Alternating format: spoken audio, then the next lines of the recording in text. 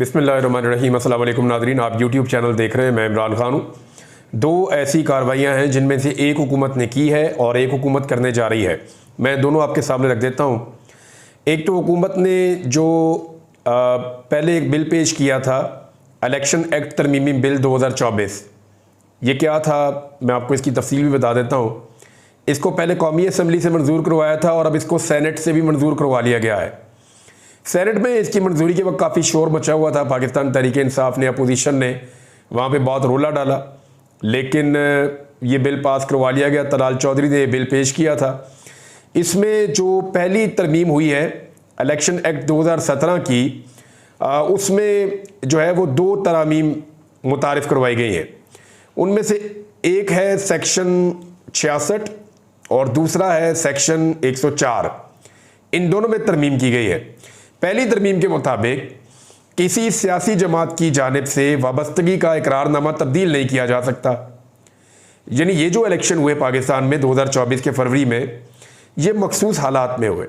Election commission की गलती की वजह से एक पॉलिटिकल पार्टी को ये साबित कर दिया गया कि ये पॉलिटिकल पार्टी का वजूद ही नहीं है, तो मजबूरन उन लोगों ने दूसरी एक पॉलिटिकल पार्टी के अंदर ज्वाइनिंग दी, जिसको अब सुन्नी इत्तेहाद कौंसिल कहते हैं। अब ये यहाँ पे इस कानून साजी के जरिए से करना चाहते हैं कि दोबारा इकरारनामा नहीं दिया जा सकता। यानी जो इकरारनामा पहले दे दिया है उसको तब्दील नहीं किया जा सकता पॉलिटिकल पार्टी से वाबस्तगी का, ताकि वो वहीं पे रहे। फिर दूसरी जो तरमीम की है, जिसको 104 सेक्शन है, उसमें यह किया कि जिस पार्टी ने मखसूस नशिस्तों की फहरिस्त जमा ना करवाई हो उसे मखसूस नशिस्तें नहीं दी जा सकती। अब इस पर भी आप गौर कर लें कि सेक्शन 104 ने तब्दील किया कि क्योंकि सुन्नी इत्तेहाद कौंसिल ने किसी किस्म की मखसूस नशिस्तों की फहरिस्त जमा नहीं करवाई, लिहाजा उनको मखसूस नशिस्तें मिलेंगी नहीं। अब ये दो चीज़ें इन्होंने कर दी।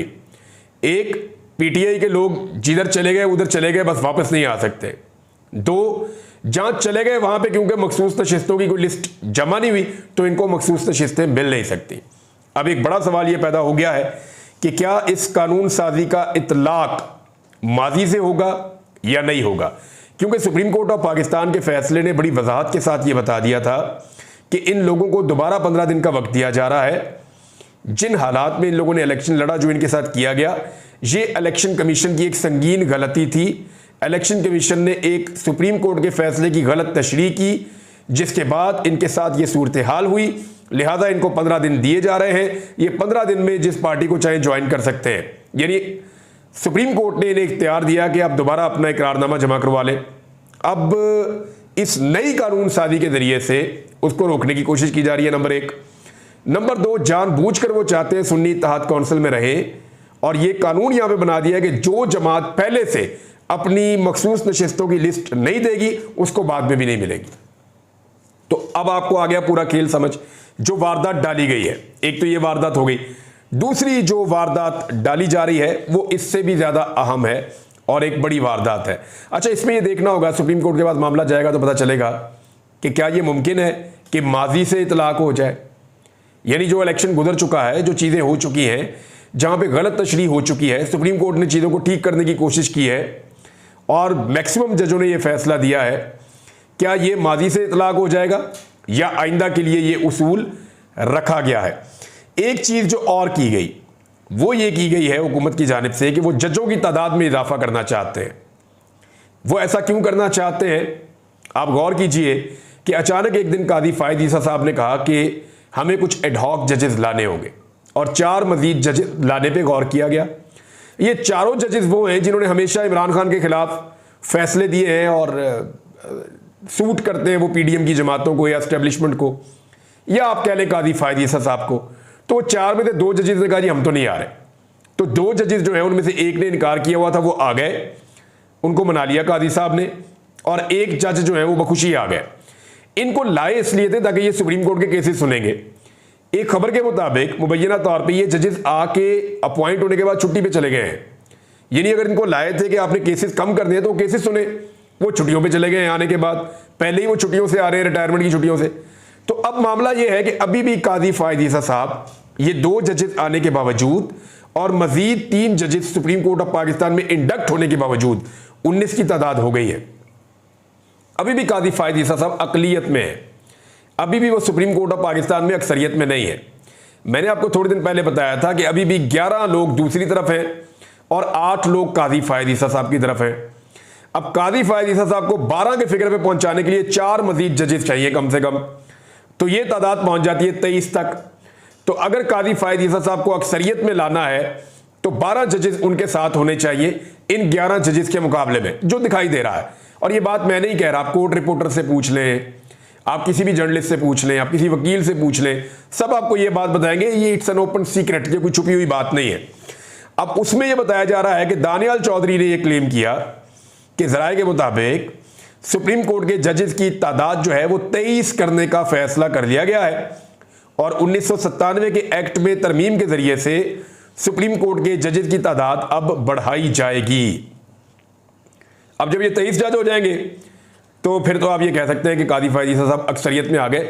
लेकिन वो 4 जजेस जो लाए जाएंगे सुप्रीम कोर्ट ऑफ पाकिस्तान में, वो कहां से लाए जाएंगे?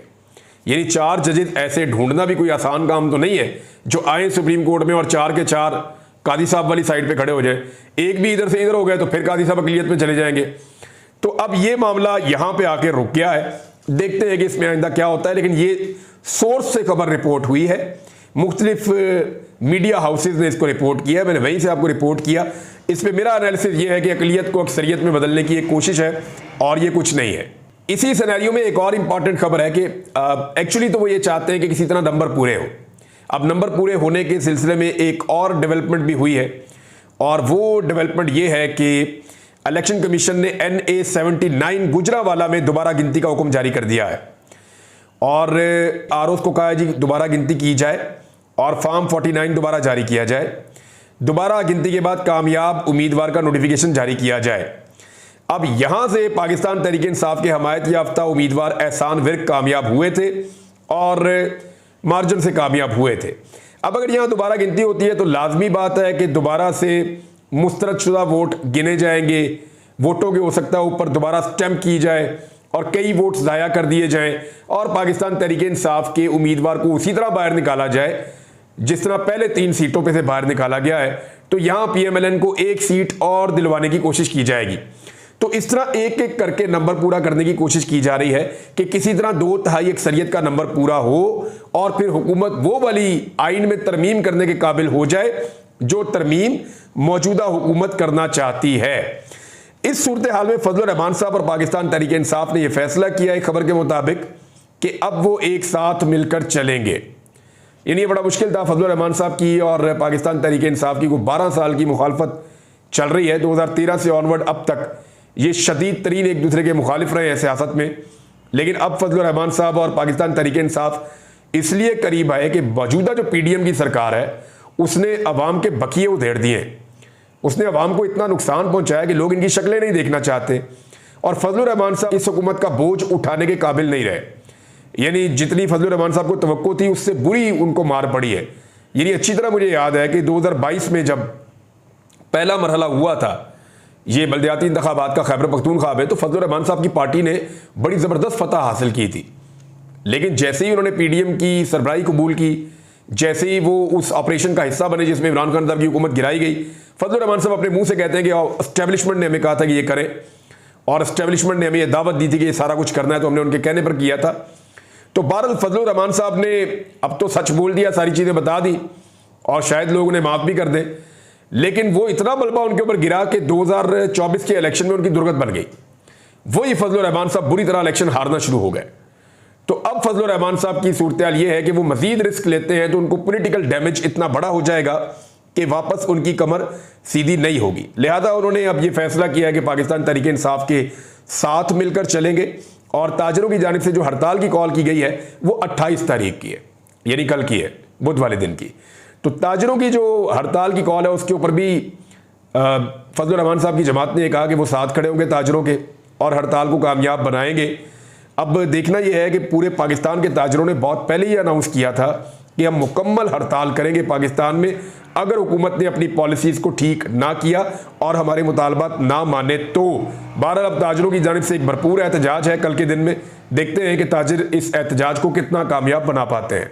नाज़रीन, तहरीक इंसाफ से जुड़ी हुई एक और बड़ी खबर यह है कि तहरीक इंसाफ ने सुप्रीम कोर्ट ऑफ पाकिस्तान में एक अपील कर दी है और तहरीक इंसाफ ने सुप्रीम कोर्ट ऑफ पाकिस्तान में कहा है कि एक तो फैसले पर अमल दरामद करवाया जाए, जो मखसूस नशिस्तों वाला फैसला है उसके ऊपर अमल दरामद होना चाहिए। और दूसरा, पाकिस्तान तहरीक इंसाफ ने यह भी अपील की है कि जो नज़रसानी की अपील दायर की जा रही है इलेक्शन कमीशन ऑफ पाकिस्तान की जानिब से, वो भी मंजूर ना की जाए और नज़रसानी ना की जाए सुप्रीम कोर्ट ऑफ पाकिस्तान के फैसले पर। जो फैसला सुप्रीम कोर्ट ने दिया है उसी पर अमल दरामद इलेक्शन कमीशन ऑफ पाकिस्तान से करवाया जाए। वो ताखीरी हरबे इस्तेमाल कर रहा है। ये जो एप्लीकेशन है ये पाकिस्तान तहरीक इंसाफ के सेक्रेटरी जनरल उमर अयूब की जानिब से सीनियर वकला की तवस्सुत से ये दायर की गई है सुप्रीम कोर्ट ऑफ पाकिस्तान में। अब देखते हैं कि इसके ऊपर आगे फर्दर डेवलपमेंट क्या होती है, लेकिन होना तो यही है कि पहले ये वाला मामला सेटल होगा, उसके बाद ये मामला अपील में जाएगा और अपील के अंदर भी पाकिस्तान तहरीक इंसाफ की ही जीत के इम्कानात हैं, क्योंकि जजेस इसके ऊपर तफसीली गुफ्तगू करने के बाद अपना फैसला पहले ही दे चुके हैं। दूसरा, काजी फायद ईसा साहब की एक्सटेंशन का मामला जो है वो अब ऐसा लगता है कटाई में पड़ता जा रहा है और ये मामला बहुत मुश्किल हो जाएगा। एक और खबर, बलूचिस्तान से हुकूमत ने यह क्लेम किया है, राना सनाउल्लाह साहब ने भी, दीगर लोगों ने भी, और ये ज़राए से खबरें भी चल रही हैं और अस्करी जो माहिरीन है वो भी यही कह रहे हैं कि बलूचिस्तान में जो वाक़यात हुए, जैसे इंडियन मीडिया ने उसको रिपोर्ट किया, जैसे इंडिया के सोशल मीडिया ने इस सारे मामले को उठाया, BLA की जो कार्रवाइयाँ हैं उन कार्रवाइयों को लेकर जो रॉ का एक किरदार है वो कह रहे हैं जी उसको नज़रअंदाज नहीं किया जा सकता। यानी पाकिस्तान ने ये क्लेम किया है, पाकिस्तान की गवर्नमेंट ने ये इल्ज़ाम लगाया है और ये कहा है कि उनके बाद ये शवाहिद मौजूद हैं कि दुश्मन मुल्क इसके अंदर इन्वॉल्व है। और इसमें जो है वो कुछ खबरों के अंदर रॉ का नाम भी लिया गया है कि भारत की इसके अंदर इन्वॉल्वमेंट है। अब एक सवाल और बहुत बड़ा पैदा होता है, जो सवाल कुछ लोग उठा भी रहे हैं कि अगर भारतीय एजेंसियां पाकिस्तान में आकर ऐसी बदतरीन कार्रवाइयां पाकिस्तान की सरजमीन पे कर रही हैं तो हमारी एजेंसियां उसे रोकने में कामयाब क्यों नहीं हो रही और इसके लिए रिस्पॉन्सिबल कौन है। एक सवाल बार बार उठाया जा रहा है कि क्या कोई इसकी जिम्मेदारी कबूल करेगा, क्या कोई हुकूमत या हुकूमती ओहदेदार या कोई एजेंसी या कोई इदारा इतने बड़े फेलियर की जिम्मेदारी कबूल करेगा कि बड़े पैमाने पर खून खराबा बलूचिस्तान में हो गया और कीमती जानें ज़ाया हुई हैं।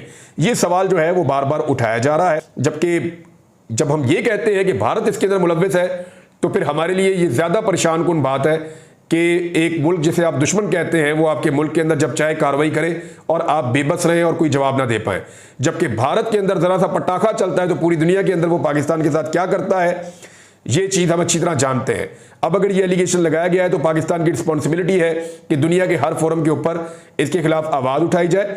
वज़ीर आज़म अगले महीने सितंबर में इरादा रखते हैं कि वो अक़वाम मुत्तहिदा के सलामती कौंसिल के इजलास में शिरकत करेंगे, वहाँ पे उन्हें तकरीर करने का मौका मिले तो वो ज़रूर सबूतों के साथ भारत के खिलाफ इस इल्ज़ाम को वहाँ पे दुनिया के सामने रखें ताकि भारत का चेहरा पूरी दुनिया को दिखाया जा सके। नाज़रीन, एक खबर सऊदी अरब के हवाले से। सऊदी अरब से हम पैसे मांग रहे थे और हम ये कह रहे थे कि हमें पैसे दिए जाएँ क्योंकि हमारे पास ख़जाने में पैसे कम हैं और जब तक कि हम इस गैप को कवर नहीं करते तब तक IMF हमें पैसे नहीं देगा। सादा ज़बान में यह है कि IMF हमें पैसे तब देगा जब एक मखसूस अमाउंट हमारे कौमी खजाने में मौजूद होगी। अब वो अमाउंट लाने के लिए हम दुनिया भर से पैसे मांग रहे हैं। कभी हम UAE के पास जाते हैं, कभी हम चाइना के पास जाते हैं, कभी हम सऊदी अरब के पास जाते हैं।